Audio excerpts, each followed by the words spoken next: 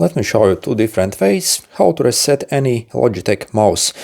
So first, if you have the cheaper end models, maybe up to like $20, which actually do not have the Logitech G Hub software, what you have to do on this mouse is so you simply literally just pull out your adapter from your PC or wherever, also turn off your mouse and then simply turn it back on using the switch. So if you have the wireless mouse, and again plug it back in, and that should reset.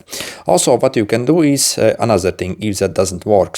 So again, you unplug the adapter and then you simply remove the battery from this mouse, and what you do is maybe wait half a minute and also do this. So basically you press both clicks and also the wheel at the same time. So essentially all these three buttons here, and then you simply insert your battery inside here and again close it and also make sure it's turned on, and again insert it back in and see if that fixes. Also, this might even fix for a wired mouse as well. So that's what it is. However, if you have the more advanced Logitech mouse, so this is what you have to do.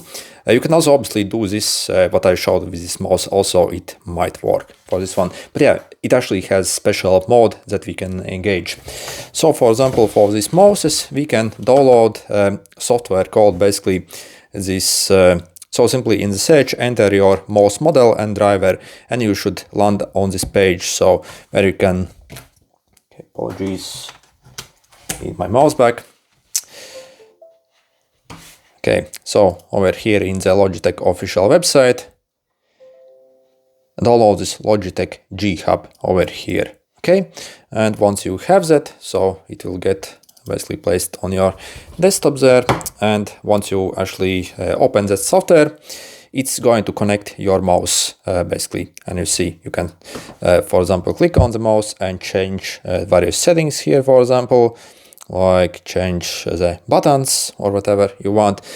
And yeah, in this main page, you see you have restore default settings over here, and you see it basically reset everything on the mouse and restored everything.